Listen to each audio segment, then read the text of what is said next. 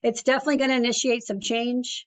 I don't think anything necessarily is going to change overnight. I don't believe that the settlement terms has anything to do with forcing a change in cooperation and compensation. It's just that it's giving sellers more awareness and giving buyers the awareness that they now may have to pay for their own fees. So that's a whole other topic we're probably going to go down here.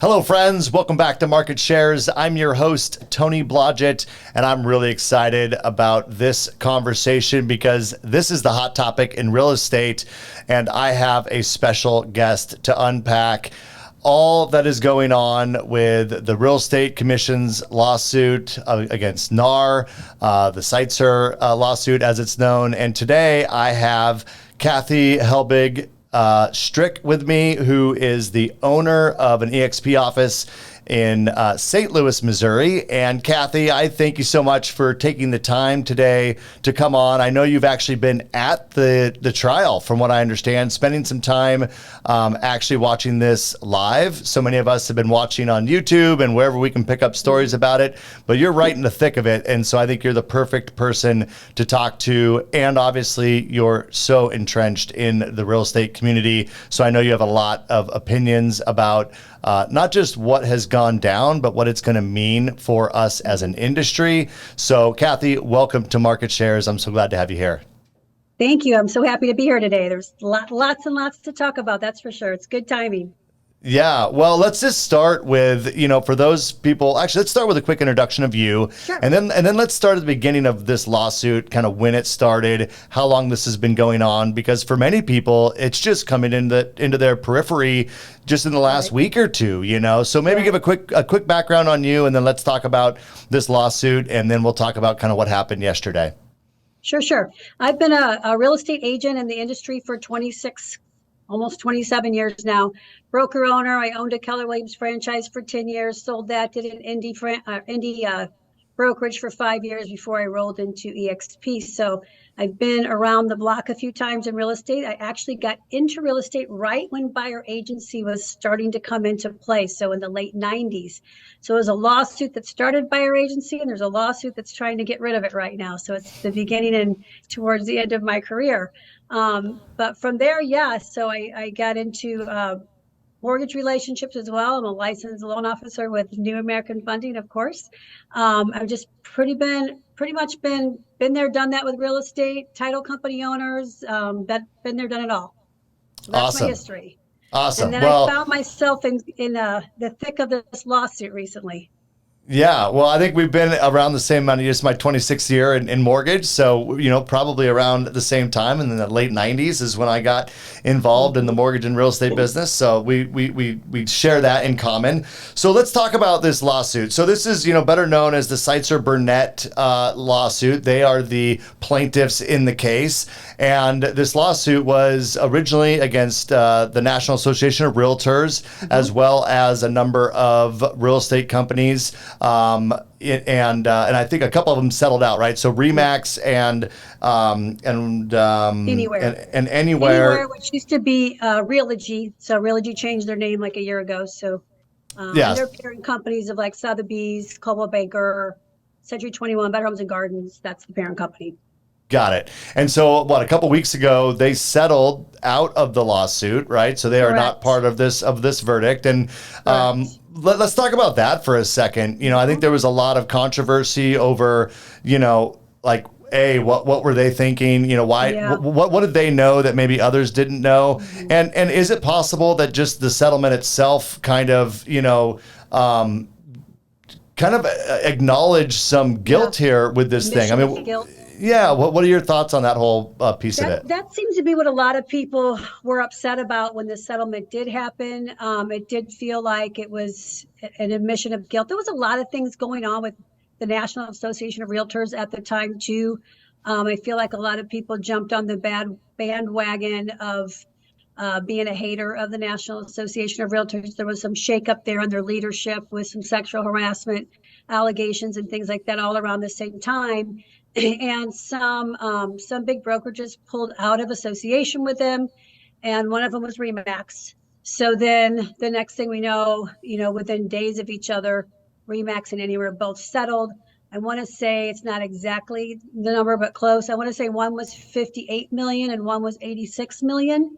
So, they were trying to protect what their exposure could have been. Basically, a lot of these companies aren't worth what the settlement, would be, or not the settlement, but what the verdict would be on the payouts. So I think they made a decision based on whatever reasons they felt was right for their people. They said it was to protect their agents and their company from too much exposure. And everybody was kind of not happy with them, I think, at the time, because it felt like it was just one more nail in the coffin of this lawsuit. But they might have not been too dumb to do what they did. They do have a protection now. So, well, I think it's interesting, and my understanding is, I don't know if Remax completely pulled out of NAR, but I think they no longer require their franchisees to be members of NAR, et cetera. And I think it's interesting, the settlement piece, because, whether or not it was the right decision at the time, in hindsight, looks like maybe it was. But what I think is most interesting about the settlements is I think it kind of gives us a glimpse as to where things may end up, right? So if you look at the terms under which they did their settlement, obviously the decoupling from the requirement to be a part of NAR, the requirements that they agreed to as far as the disclosure of commissions, so on and so forth. It seems like it might be telegraphing to us what we might see in the industry. And the other thing that I thought was interesting, and I don't know if this is verified or accurate, but it seems like they settled, both of them, for pretty close to about 50% of what their cash position was in the organization. These are publicly traded companies. So, it kind of implies that there might be settlement options for other, and we're going to talk about this because there's another lawsuit filed 30 minutes after this verdict, that it may point to kind of how this thing might wrap up for the rest of the industry. Any thoughts on that piece of it? Well, I feel like you're kind of damned if you do and you're damned if you don't with the settlement thing. So you're going to have all these new people that are now under scrutiny with the new lawsuits. We've got the Morel lawsuit. That's even a bigger class action in Chicago. That's supposed to be on schedule maybe the end of 2024. That's a $40 billion lawsuit. You're going to probably see people figuring out if they need to make settlement. But as soon as this win and those two settlements is just empowering the attorneys, now are going to go after every single real estate company they can possibly think of to get windfall, basically. So I think the settlement led to other people feeling like we're going to get pantsed in this whole deal, unfortunately. Whether we win or lose, it's going to happen. So it's definitely going to initiate some change. I don't think anything necessarily is going to change overnight. I don't believe that the settlement terms has anything to do with forcing a change in cooperation and compensation. It's just that it's giving sellers more awareness and giving buyers the awareness that they now may have to pay for their own fees. So that's a whole other topic we're probably going to go down here. Yeah, I think that we should. Well, we didn't really specifically say at the top of this conversation what the settlement was. And for those of you who've been under a rock, the verdict came out in this lawsuit and awarded the plaintiffs $1.785 billion in damages. And they're saying that they colluded, that being NAR and the named insurance real estate companies, essentially colluded to keep commissions elevated and so on and so forth. And so 1.78 billion, 1.78 billion, but the judge can add treble damages to it, which is triple damages. So we could be looking at $5.4 billion. Right. $5.4 billion. Now, so, I've been trying to keep up on this, and Kathy, I'm curious what your thoughts are on this. Is that, and then as soon as this hit, the same attorney filed another lawsuit, EXP named in that one. Also NAR, again, I don't know how that works. Yeah, I wasn't sure how that works either, but yeah. NAR, Douglas Alleman, Hannah is involved, Redfin, there's seven more defendants. Compass is been named. So I guess the question is, do you think that maybe a settlement on this whole thing nationally starts becoming a more realistic end to this? Or do you think NAR is going to, appeal this particular decision and then fight on another front as well, while these 7 more real estate companies have to be entrenched in this, and who knows what more to come around the country? Or do you think there's a possibility that what we see is NAR, really on behalf of the real estate community at large, come up with a settlement, since they do have the ability to collect dues from most real estate agents, most realtors across the country, that could over time maybe pay for this, and we can just, set this, just kind of wrap this thing up in a short period of time? Or do you think that this drags on for years and years to come? What's your thoughts on that? I think it's going to drag on for years and years to come. I've heard of talk about doing possibly a special assessment to realtors to help pay for the damages. But I can tell you now that it's becoming more of an option to not be a member of NAR, and you go try to special assess agents that are barely making it in this market anyway, I don't think that's going to fare real well for the National Association of Realtors. So I think it's going to drag on for a while. I think they're going to try to appeal multiple times, but it's troubling for sure. It's troubling for a lot of us in this industry, even on the mortgage side of things. It's a trickle-down effect for sure. Well, exactly. I mean, at this point, we don't know the future of the buyer's agent. And I'll tell you that about 85% of transactions that, at least, on the traditional retail side of the mortgage business, about 85% of our business comes directly from referrals from buyer's agents. Right. So if buyer's agents lose that in influence, or lose, if something significantly changes there, what does that mean for the mortgage industry?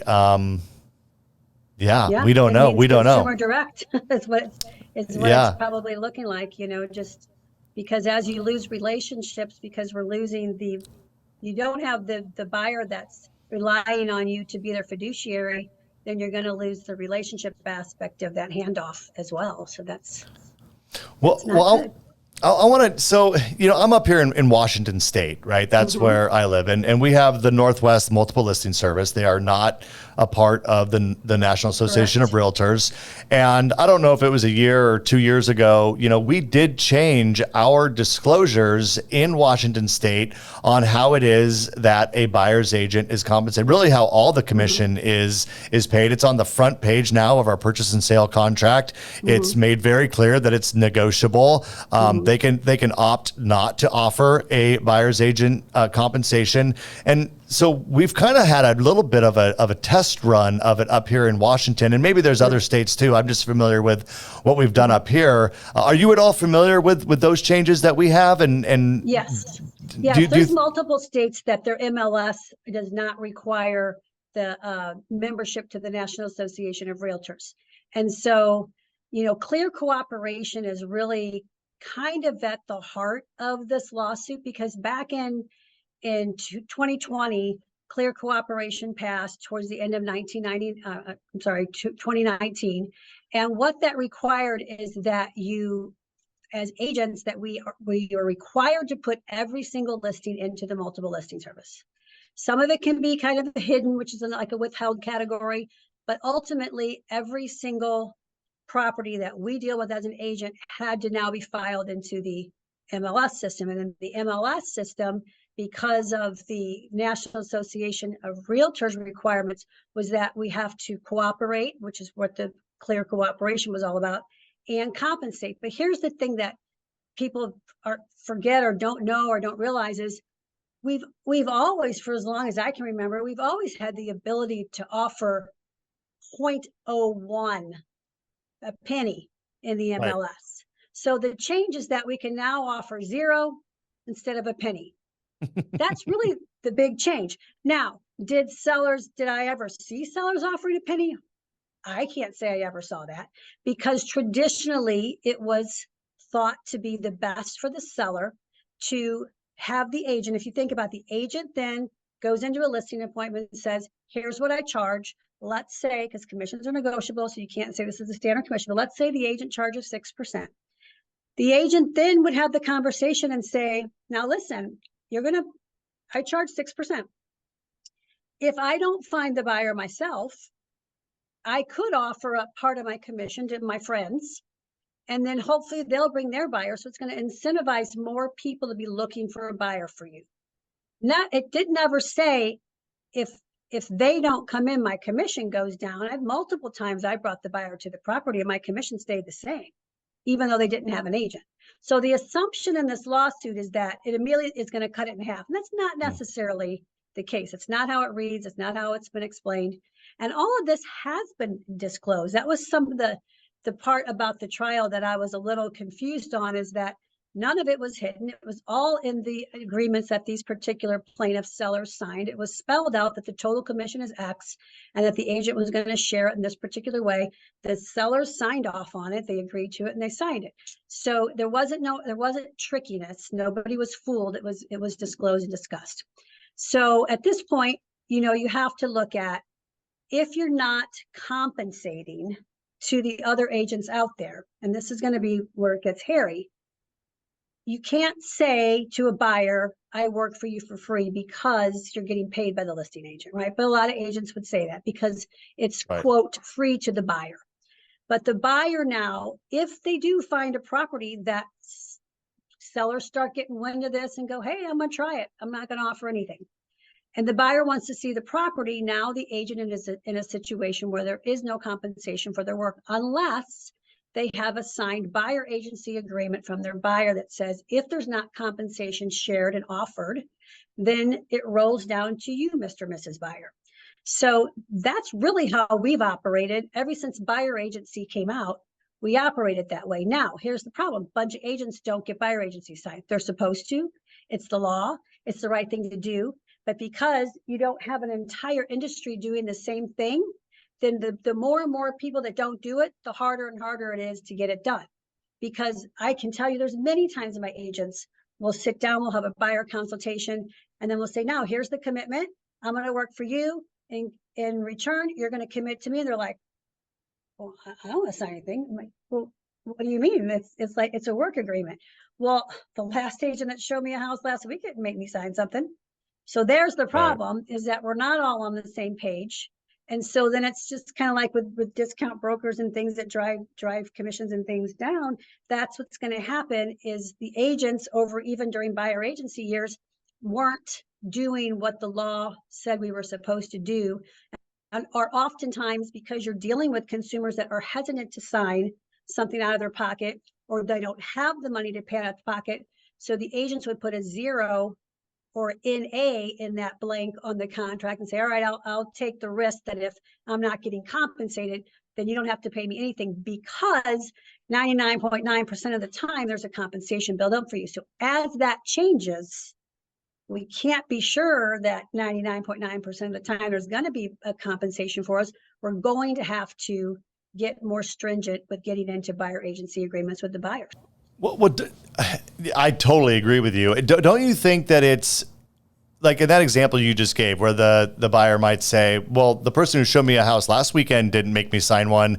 Well, had they made you sign one, they wouldn't be talking to you right now. Meaning, it feels to me, and I'm not a real estate agent, so I don't know the pressures and the challenges, but it seems like it's a training and a sales training process that agents need to have, I think, an education around really sharing with a buyer the value that you are going to bring to the relationship, why the buyer's agreement is important, how it is that they're going to get compensated.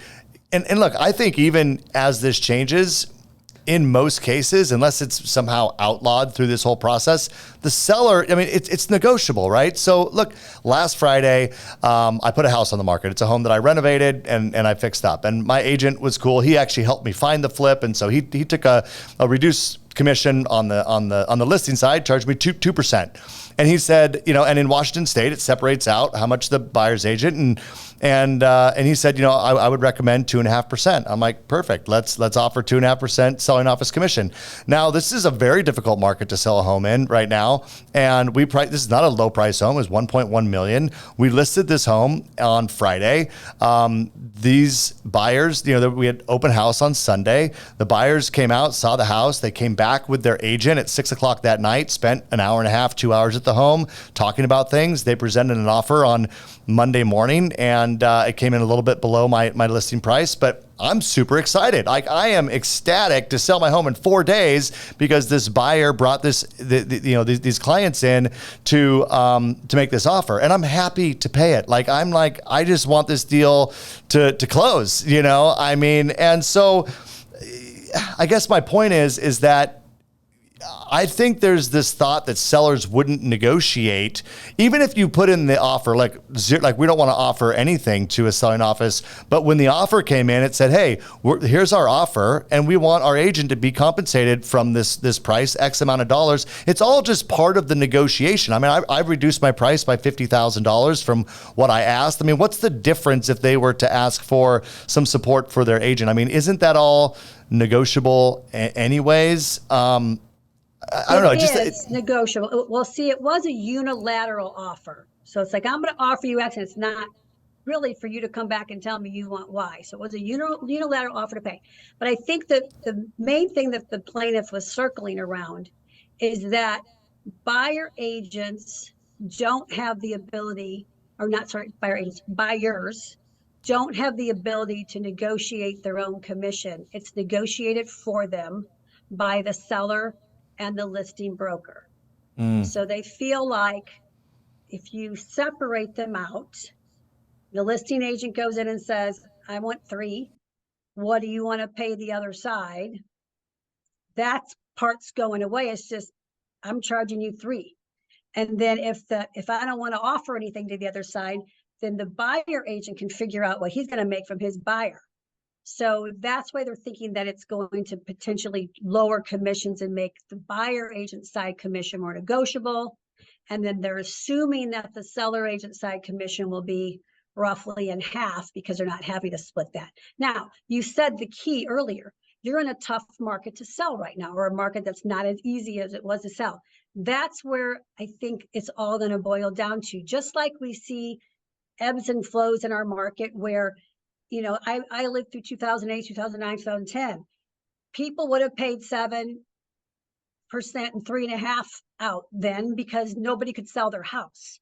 So the incentive is, I will be happy to do that if I can sell my house and not be $100,000 backwards, right? So I think it's going to definitely come into play with some savvy sellers and maybe some millennials who think that they can just YouTube everything and do it all themselves. I think we're going to see a few people in a market that's hot that can get away with potentially not offering much or not offering anything and potentially still get a contract on their house. As soon as the market starts to balance, it makes sense to a seller to say, I'm willing to pay X to get more people to show my house. There was a example they gave in court, which I thought was a really good example. And I don't know if it went over the jury's head or not, but they were talking about, the clear cooperation, that it forces cooperation, because what was happening pre-COVID is the internet age, when social media came out, because I did this, when social media came out, we were able to do off-market listings. They were called MLS exempt. We never had to put them in the MLS. But back in the day, you needed to, because you needed that exposure. Well, once social media came out, Zillow and Realtor.com and stuff, well, they wouldn't go on Zillow and Realtor.com if they were in the MLS. But I could put them on all my social media sites. You could run SEO, and you could get your property seen and sold without even using the MLS. So that's why Clear Cooperation came out, because they're like, hey, wait a minute. Everybody's like getting their stuff done outside the MLS. We're losing data. and comps are harder to find. And we don't feel like it's good for the consumer to have off-market properties because less people know it's available. It's not good for buyers because less buyers know that house was for sale. It's not good for sellers because 10% of the population knew their house was for sale. So the example was, if I have somebody that wants to list their house and I pocket listed it because I've got a buddy at church that is interested in it. So the seller wants to sell his house for 300,000. I tell my buyer, I got this house coming for 300,000. Ooh, it's a match. Let's sell it. And everybody's happy off market versus clear cooperation that says, no, you got to put it in at least somewhere in the MLS where at least some people see it. Then potentially now 50 people would have come and seen it instead of my buddy from church, and they would have gotten offers of 340, 350, 360. So is it really that bad that they're paying a compensation of 2.5 or 2.7%? I believe you said the number was $14,000. I think it was an $8,000 swing to make $40,000 more dollars. So when you start getting in a balanced market, I think a lot of sellers are going to go, yeah, it makes sense. Like onward, like we've been doing traditionally. Yeah. Well, and I think even if you had done, let's just say that a buyer did a buyer's agent agreement, and let's just say, they're friends. Let's just say you're my friend. You say, look, for $2,500, I'll write up the paperwork and whatever, and a really small amount. But then the house that you find happens to offer a 2.5%, commission. I mean, you would still have. I mean, the seller might just say, hey, we want to entice someone. I mean, I actually had a house before where my realtor, who's a friend of mine, because I'm in the business, so it's a little different, but she's like, look, Tony, I'm going to reduce what I pay. Let's pay us selling off. We want to get this house sold because I used to have a bunch of rentals. And she's like, let's pay 4% to the buyer's agent. Like, let's just really entice people to show your home and sell it. So my point is like, it just seems like it's the appetite of the seller on what they want to pay. And I agree that, there's probably going to have to be definitely a focus on getting a buyer's agent agreement. But I would also think part of that process is an education on, look, here's the reality. Most of the time, and we'll see how this shakes out, but I would think most of the time the seller is going to offer a commission. If they don't, then we're going to negotiate for them to pay my commission. If they don't, then, then X, Y, or Z, right? Then here's how we're going to work this out. So it seems to me like I think you're right. There's going to be pressure on the commissions, but there's going to be a way to work it out and have it not be too significantly different, at least based on the changes that we've seen and how it worked out in Washington. So, but let's talk about this. There's a little trick bag real quick before we jump off this. Okay. A little trick bag for agents though, and this was brought up in court too. Agents that are part of the National Association of REALTORS have to abide by the Code of Ethics. Code of Ethics puts your fiduciary duty to your client first, above everything else, whether you're paid or not. Then the compensation thing changes. You've got a buyer. Let's say I've got a veteran. Veteran can't come out if they're doing 100% loan. They can't pay me out of pocket. They're not even allowed to pay the $200 broker closing fee at closing, right? That has to be paid by somebody else. It can't be paid by the buyer. So, you've got somebody like that can't afford to pay you. And the trick bag is, I'm not getting paid. There's no compensation on this house that this veteran wants to go see. And I can't collect it from him and I can't collect it from them. But my association says I have to go work for free. And that kind of stinks, and there's a lot of agents that are very upset about that nobody should have to work for free. And I do think, part of the verdict too is that overall, there's just a disdain for real estate agents. Consumer opinion of real estate agents is down there with used car salesmen. And it's been that way for years. And I think people think that we make way more money than we do, and we do way less work than we do, and they're just not informed. And that's just been propelled over the years. And it was propelled in the courtroom to the point that it made me sick, and the average real estate agent makes less than $50,000 a year. So what happens, I think, is like the Bravos and the $1 million listings and the HGTV, that all glorifies real estate. And they literally print $300,000 commission, cha-ching, all that kind of stuff on these. And that is so far from the norm. The average real estate agent is scraping to be above the poverty line, of income right now. So when commissions are compressed, we're going to see people get compressed right out of the industry. They just won't be able to hang on. Yeah, I mean, I do feel like and I think this is happening in the mortgage business too, that the idea of doing this as a side hustle and, not being a full time, those days might be numbered. I know they're numbered in the mortgage business. Well, that would be a good thing that comes out of this, but it goes back to, we've been saying this as, brokers and stuff for years. The barrier to entry is too low.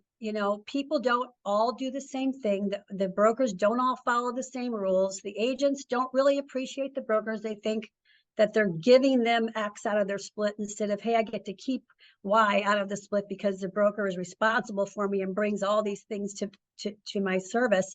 It's just a bad aura altogether. And there needs to be some cleaning up in the industry, and there needs to be some people out for sure. And I wish we would all come together and start having some standards that we stick to. But the problem is it's usually a race to the bottom because there's somebody that's willing to do something for less money or do less services to get less money. And then that's what makes it all a little bit crazy like this. Yeah.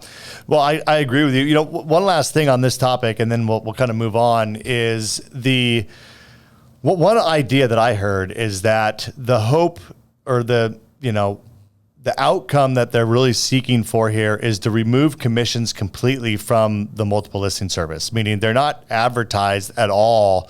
And I know that part of the settlement, if I understand correctly, or one of the proposed settlements is that you can't show a buyer houses based on the amount of commission that's being offered. And that through all this, that the thought is maybe we just remove commissions completely from the multiple listing service. And then you're right, you would have to have a buyer's agreement. Doesn't mean that the seller can't pay it. You just wouldn't necessarily know at the time you showed that home how much was being offered. It's 100% negotiable. And if the seller just doesn't budge, then your buyer would be obligated to pay you. What do you think? I mean, when I heard that, I'm like, that doesn't sound like a horrible thing to me. Great if you could get a buyer to commit to, but think about this. Right now, the way our commission structure is, 99.9% of the time, the seller's paying your commission, and we still can't get people to sign a buyer's agent. They don't want to sign it. They don't want to sign it. They don't want to have the what if that 0.1% chance I have to pay it. I don't want to sign it. So what's going to happen when their neck is on the line the majority of the time? Yeah. Do you think they don't want to pay it because they haven't decided that this agent is the right one to find them the right house and they want to keep their options open? Or do you think it's really about the money?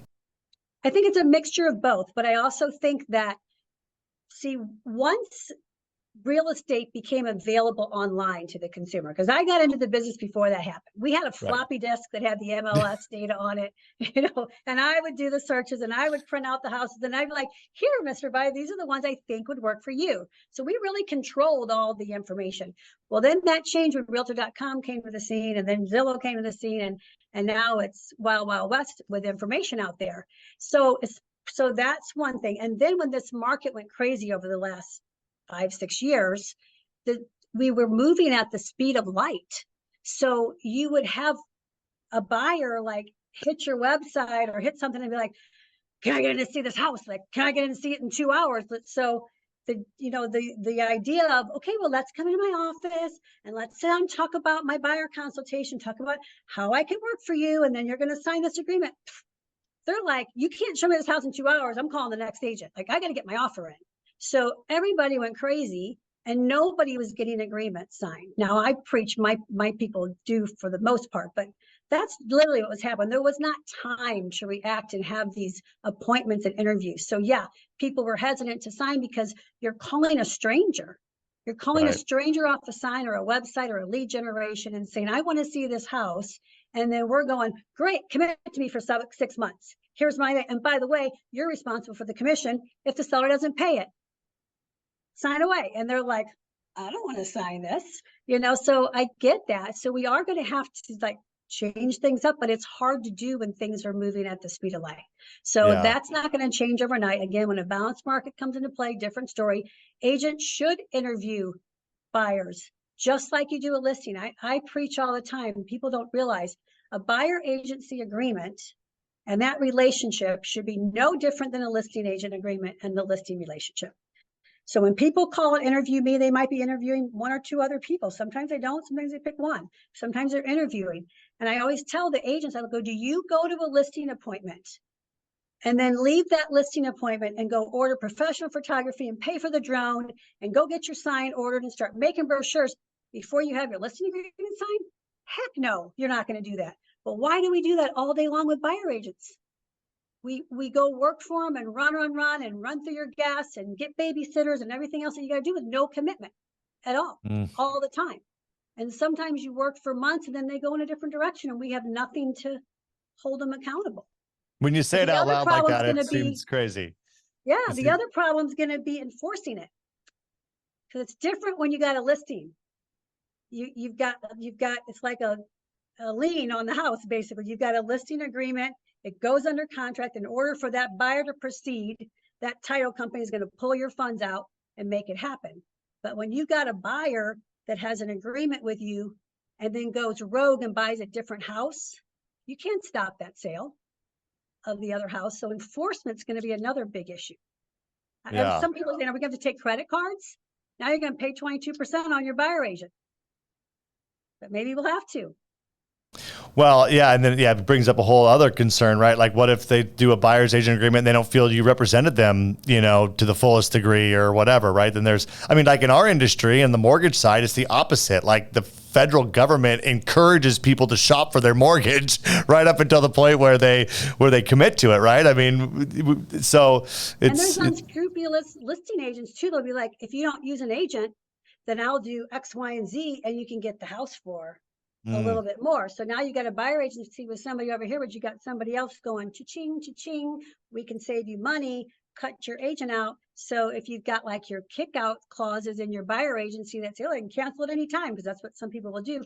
That's not worth anything either, because you got to hold people accountable to the fact that you are working for them for no pay, sometimes for months and years. Yeah. And then you should be able to get paid when they buy a house, no matter what the house is. And it drove me crazy. Catchmark kept saying, well, what do you need agents for? Agents find their house online. And I can tell you that is the easiest part of being a realtor for your buyer, is finding the house online. We've got auto searches. We've had auto searches for 20 years. That's no different than a buyer calling me up and saying, hey, I like this house. I found it on Zillow. Right? That's the easy part. What happens after that is where the experience and strategy and comes into play with your agent. So that was a little bit insulting to hear that's all we're boiled down to is telling somebody about a property that's available. Well, yeah. I mean, we've had conversations on this podcast with other real estate agents and talked about the value of a real estate agent who knows how to negotiate, who's well networked in the community, who knows the listing agent in many cases, and, knows what's going on with the houses in that market, how to navigate through the inspection contingencies and that negotiation when that comes up. I mean, there's so many things that you would need a good agent for. And it is a little bit disheartening for someone who's I'm not a real estate agent, but I'm so close to the industry. And when I heard some of the stuff that, about that, the arguments that they were making for the plaintiffs, I was appalled, and I could just feel, if I was a real estate agent, how frustrating it would be to hear some of those comments. Because, if you're close to it, that they do a lot of work, and they do a lot of work, as you said, for free. Deals just don't work. They don't come together. They fall apart, and it's starting over again, and yeah. If I could give one piece of advice if anybody hears this out there that knows the attorneys, for anybody that's coming up, I feel strongly, because it sure didn't appear to me sitting in court those couple of days, that they had any actual seasoned realtors as advisors during the trial. It was the suits. It was the attorney suits, and they had each one of theirs representing their own, their own client. But there were so many times that something that the plaintiff said wasn't exactly right. It was twisted, or there were opportunities to come back and cross on something that would have impacted, I think. And the attorneys themselves, they're not ingratiated into real estate like a real estate agent is. So those things went over their head. You can tell there were times that they didn't quite understand some of the things that were being talked about. Catchmark didn't quite understand some of the things that he was trying to argue about.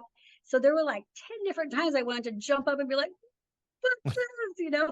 And nobody was doing that for the defense. And I feel like was a really bad miss. So whoever's going to court next, those attorneys, if you hear this podcast, please hire some real estate advisors throughout your mock trials and through your trial. I just think it would be so much beneficial for them to be able to counteract some of the twisted things that are being put out in front of the jury that you just kind of missed in that go around. Well, to me, it also, I had heard a little bit about the jury selection, and they had kicked people off the jury who had done a real estate transaction in the last 36 months. So am I to understand that this jury was made up of all people that weren't homeowners? Two things. At first, I heard there was only 2 people that had bought a home before, but then later I've heard multiple times that none of the jurors were homeowners. So, at first when I heard that, they dismissed all the sellers, people that have sold before right away. That was the first wave of dismissal, because I guess in the mind of the defense is they're going to be presidential that they paid 5, 6, 7%, and they might be voting for the plaintiff because they feel like, yeah, I hate to pay that commission. So at first I was like, I don't know if this is good or not. Then I watched the jury, and I can tell you, there is no way they understood what was going on. Yeah. It was hard for the agents that had been in the business to understand some of the things that they were talking about. It was too high level. They sat there, you could tell it was going over. You could tell they were bored stiff with some of the stuff that they were talking about.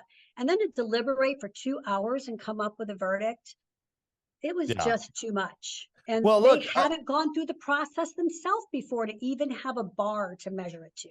Well, and that's what I was going to say. I mean, I honestly, even though the plaintiffs, represented sellers, I have to imagine there's sellers out there like myself who recognize the value of having a buyer's agent bring someone to the table that helped that transaction, not only to show the house, but make sure it stayed together all the way through. And look, there's nothing. I was telling my wife the other day, like, buying a home is stressful, right? And we, as a loan officer and in the mortgage business, we think about the stress that a buyer must be under.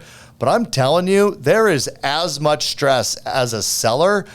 And for me, this is just a property flip. I don't have it's not like I'm contingent on buying my next home, but I still get stressed out because I want it to go smooth. I want this deal, funded. I want to get my loan, get my funds and all this stuff. And there's a lot of stress that goes on through that whole process. And I can't imagine, having the ability for a buyer who's unrepresented. I mean, buyers get buyer's remorse. Agents help them talk through the challenges. Something comes up on the home inspection and they're like, oh my God, I'm out of here. It's like, hold on, let's think about, there's so much value there. And, I would think that a seller on that jury who'd been through this journey before, even if I didn't like paying $48,000 of commissions to sell this home, but you know what? I was quick to approve an offer that was $50,000 below my offer price, that. I'm like, done, like that. But the house I went and bought, I didn't have to pay anything for either. Right. It's like you pay going out, you don't pay going in.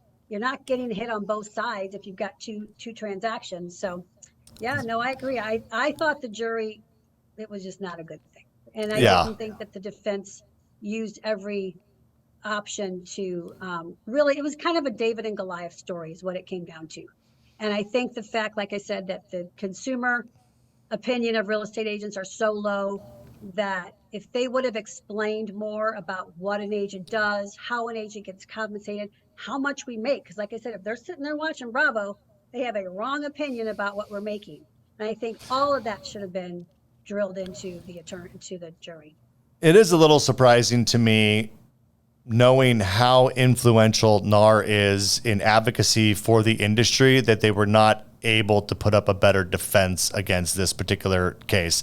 I actually, being in the mortgage business, I'm very involved with both the national MBA and our local Washington Mortgage Bankers Association, and we are anemic, in our representation in the mortgage industry. And the realtors, I've always, I think all of us in mortgage are just like so jealous of the amount of advocacy that the real estate community has because of NAR, and I don't think NAR should go away. It sounds like there's issues there. Like I don't know much about it.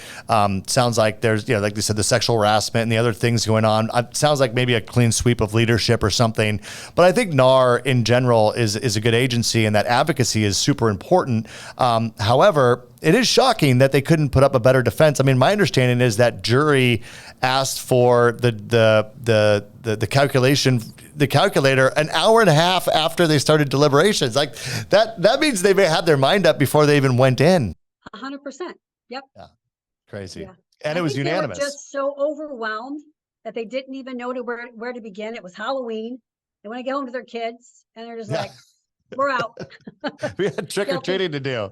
Yes, exactly. Oh my gosh. I hope that's not the case. Well, let's pivot just a little bit as we wrap this up. I mean, this is such a good topic, and I love the fact that you're so close to it and your input.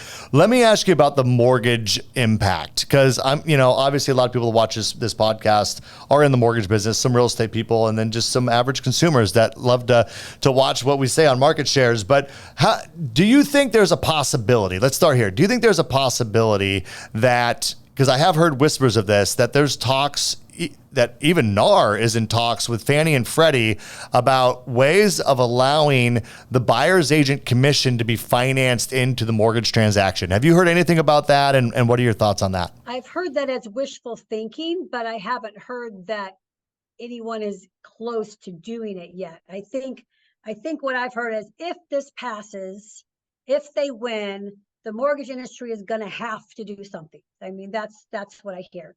And frankly, if they don't, there's going to be people that come out into the marketplace and probably offer financing or something. Like, people are going to figure out how to capitalize on this change in real estate. So if it's not mortgage, Freddie and Fannie, it's going to be third-party companies, I think, that are going to have to come to the table and offer some sort of a relief for buyer to have representation. Because ultimately, I sat there thinking, wow, the irony of these attorneys arguing about us making too much money, from attorneys who are, of all people that are going to capitalize out of this change, Right, are going to be the attorneys, because you take away representation from the buyer. Because let's face it, nobody wants to pay a bunch of money out of their pocket. And if they think they can do it themselves or find a house on Zillow and look up some stuff on YouTube, they're probably going to try it. And so they're going to go unrepresented. And then what's going to happen? They're going to have a bad situation. They're going to have an unscrupulous seller. They're going to have an unscrupulous agent that they dealt with, a listing agent. And then what happens when you get that? Lawsuits. What happens when you're not using an agent who knows how to read a contract? I'm going to have to hire an attorney to review this contract. So more and more attorneys are going to come into play if you take the real estate agent out of the mix. So there was that irony. And then also the fact that I've heard this all over too, roughly those class action attorneys make between 35 and 40% on a class action. So just at the 1.8 billion, not even the 5.4, that puts Catchmark at $800 million for winning that one case. And the class action plaintiffs get less than $2,000 a piece. Unreal. Isn't that crazy? Talk about overcompensation, right? Yeah. It's just nuts. So I do think, to be able, because the whole reason why buyer agency went into place in the first place is that consumer protection advocates were saying it's not fair, it's not right for a buyer to use the listing agent to negotiate, because when you think about buyers and sellers are adversarial. I want the highest price, I want the lowest price. And then you've got the one agent that's representing the highest price person. How are you getting the best deal? So, that's the whole reason why buyer agency was ushered in the first place. So they take that away, and people feel like, I can't afford to hire an agent myself. Something's going to have to come into play.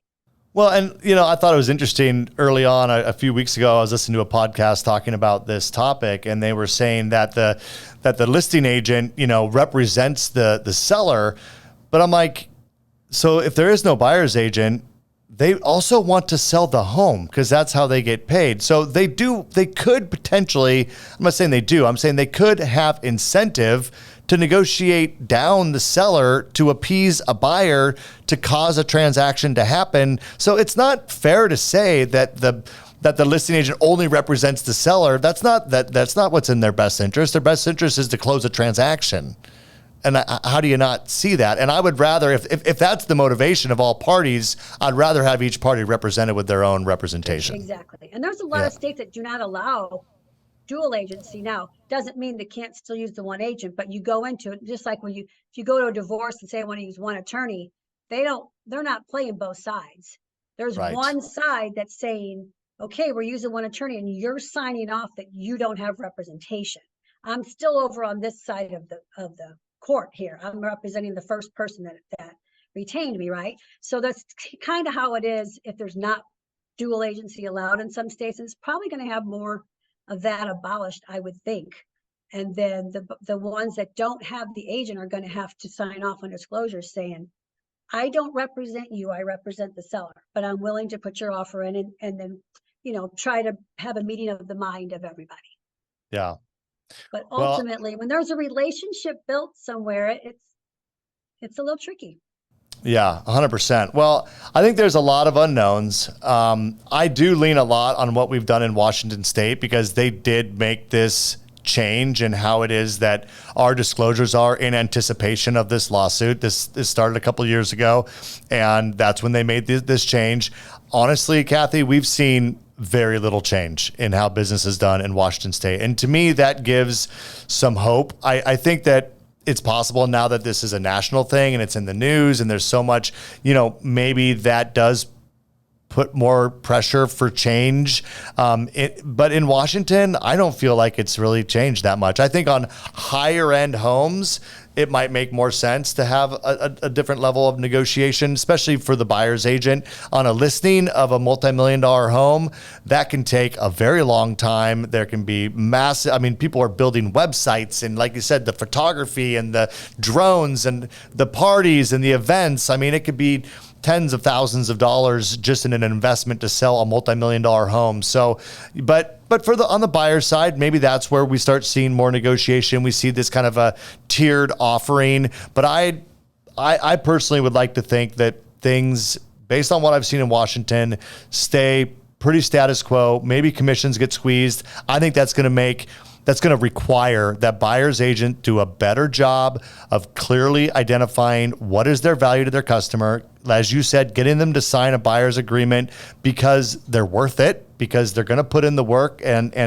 so on and so forth. And I think that the part-time people probably exit stage left because there's not going to be room or time, I don't think, for someone who's not 100% full-time in representing, their buyers in this new world. That would be my guess. And I am interested to see, I don't know if Fannie and Freddie would ever make it to where you could finance in, but I do think mortgage companies and or some of the tech companies out there that are mortgage and or real estate adjacent are already in the back rooms talking about ways that they can figure out how to help compensate buyers agents during this transaction, whether it be through mortgage dollars, whether it be through, however else it might be done. I promise you that those conversations are happening in the background, and it's going to be interesting to see what comes out of that. I agree. I agree.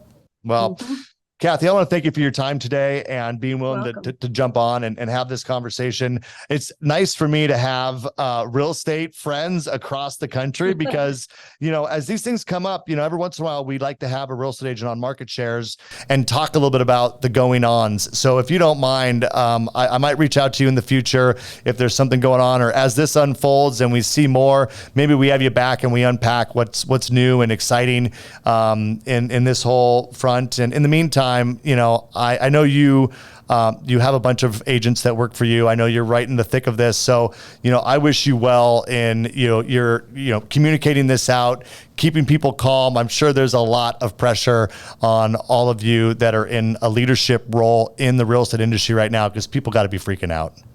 They're freaking out. I think I have about 70 big agents and broker owners coming to my office on Friday we've created a CE out of this. So we're going to think tank it for 3 hours on Friday and hopefully calm some people's nerves and just really focus in on how they need to buckle down and figure out their value proposition and get strong with buyer agents. Well, I think in times of duress like this is where I think strong leaders can really shine. You know, no one really needs a whole lot of help when things are just going great. But when things get, tumultuous and scary and people are freaking out, that's when leaders like yourself can really stand up and say, hey, there's a way through this, and I'm confident that you'll be doing that. So I got your back. I'll be keeping an eye on you. I followed you on social media. Where can others follow you on social media if they want to keep up with what you're putting out into the ether? So I probably put out the most on my personal pages. It's because it's easy to do. So it's Kathy Helbig Strick on Facebook and What the Helbig on Instagram. The business pages are Experienced Realty Partners by Kathy Helbig Group. But again, that's more of the day-to-day housing stuff and listings. But my personal pages, I have a good mix of me ranting.